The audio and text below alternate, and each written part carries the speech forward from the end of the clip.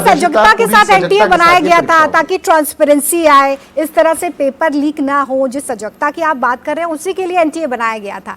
सुधार सिस्टम का हिस्सा है, ये माना जा सकता है, लेकिन सिस्टम में जो लीकेज है, जो लूपहोल है, जो साल दर साल आ रहा है, ये पहला पेपर तो नहीं है जो लीक हुआ है। अब जो एग्जाम 21 जून को होने वाला है उसको लेकर भी अभी जो स्टूडेंट्स तैयारी कर रहे हैं उनके पास ये गारंटी नहीं है कि वो पेपर लीक होगा।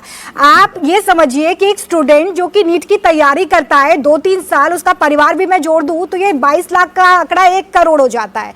जब बच्चा पेपर के लिए जाता है तो वहां पर तो एक लंबी चौड़ी पुलिसिंग होती है ना, जैकेट पहनकर आइए, मोटी जैकेट पहनकर मत आइए, बॉटल ट्रांसपेरेंट लेकर आइए, घड़ी मत पहनिए। लेकिन सिस्टम की पुलिसिंग की बात होती है तो वहां पूरा लीकेज हो जाता है सर। वो लीकेज कैसा बंद होगा ये जानना चाहते हैं स्टूडेंट जो इंडिया टीवी देख रहे हैं इस वक्त। संवेदना तो आपकी है लेकिन उस संवेदना से पेपर लीकेज तो नहीं रुक रहा है। रोमिता जी मैं आपकी बात से बिल्कुल सहमत हूं।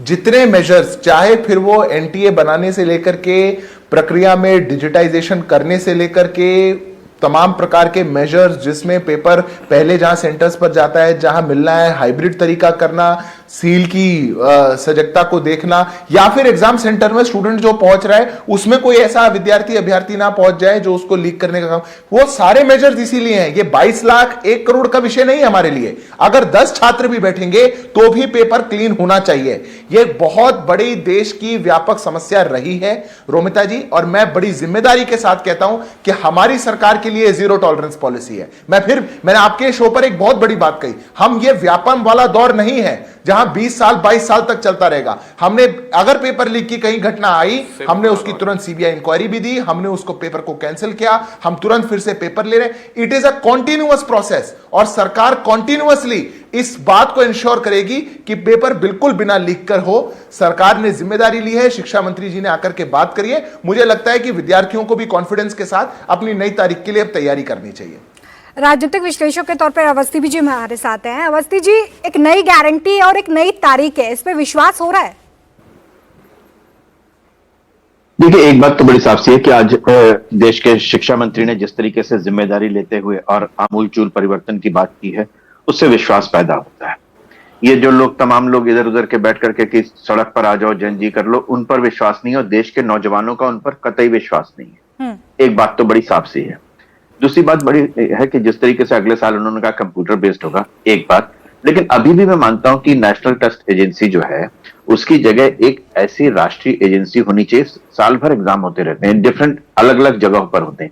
एक ऐसी विश्वसनीय टेस्टिंग एजेंसी बने जिसमें जिसकी जिम्मेदारी हो कि किसी भी हालत में लीक नहीं हो सकता पेपर। और आज टेक्नोलॉजी का दौर है, टेक्नोलॉजी के दौर में बहुत सारी ऐसी सावधानियां बरती जा सकती हैं जिसमें लीक होने की कतई कोई गुंजाइश न रहे। जब इतने बड़े बड़े काम किए, मतलब मैं देख रहा था कि कोई बोल रहा था कि अगर हम चंद्रमा पे जा सकते हैं तो क्या हम एक एग्जाम नहीं करा सकते क्या? सवाल सिर्फ इस बात का है कि कितने हम गंभीर हैं इस विषय को लेकर के। सरकार की गंभीरता आज नजर आई है।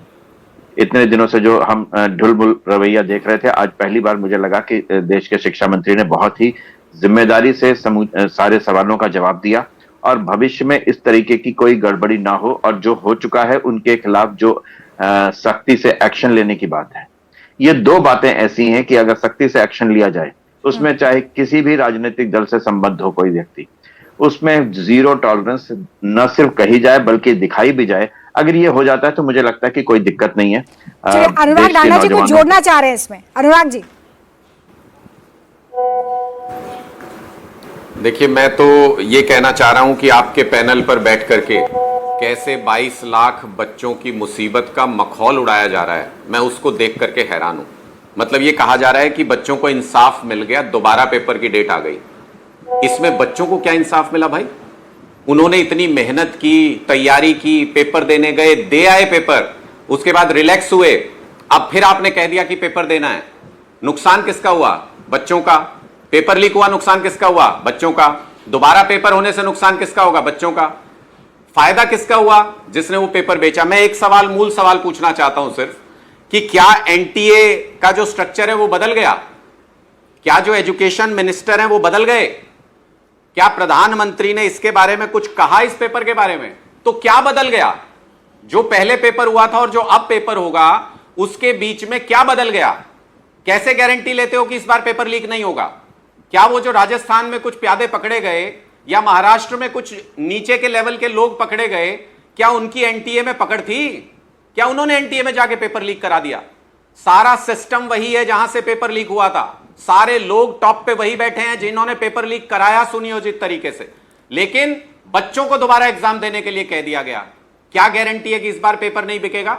इस बार तो चलो आउट हो गया, पब्लिक डोमेन में आ गया तो कैंसिल हो गया। क्या गारंटी है कि इस बार वही सिस्टम दोबारा पेपर नहीं बेचेगा सीक्रेटली, और 22 लाख बच्चे जो मेहनत कर रहे हैं वो घर बैठे रह जाएंगे, और जिन्होंने पेपर खरीदा वो लोगों का एडमिशन हो जाएगा? चलिए, आपके सवाल को मैं लिए चलूंगी सिद्धार्थ जी के पास और उनसे ये पूछूंगी कि क्या बदल गया है तारीख के अलावा जो रीनीट हो रहा है उसमें क्या बदलने जा रहा है। सवाल उनसे जरूर पूछूंगी, लेकिन अब्बास हैदर जी की एक रिएक्शन जरूर मैं ले लेती हूँ यहाँ पर। अब्बास हैदर जी, जीरो टॉलरेंस नीति की बात की जा रही है, लेकिन आप ये समझिए कि ये कोई स्कूल का एग्जाम तो है नहीं, नेशनल लेवल का एग्जाम है। वहां पर अगर पेपर लीक हो जाता है तो आप उस बच्चे की मानसिकता को भी तो समझेंगे ना, जिसने 2 साल तैयारी की है, जिसका पेपर अच्छा गया है, जिसके घर वाले ये सपना देख रहे हैं कि अब बेटा और बेटी डॉक्टर बन जाएगा।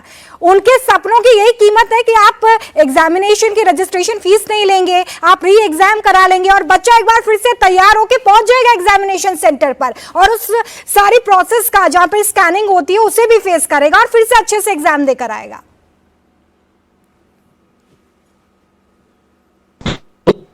टीवी को उठाने के लिए, देखिए ये बहुत ही संवेदनशील विषय है और हमारा ये मानना है कि ऐसे विषय पर राजनीति होनी चाहिए। ये विषय देश के 24 लाख नौजवानों और उनके परिवारों को कहीं ना कहीं मुझे लगता है उनके भविष्य को लेकर के बहुत संवेदनशील है। और ये कोई पहला बार नहीं है कि कोई पेपर लीक हुआ, इससे पहले 2024 में भी पेपर लीक हुआ था। और अगर मैं आपको आंकड़े बताऊं तो पिछले 7 साल में हमारे देश में 70 पेपर लीक हुए हैं, जिनसे 1 करोड़ 17 लाख जो युवा है वो प्रभावित हुए हैं और उनके परिवार प्रभावित हुए हैं।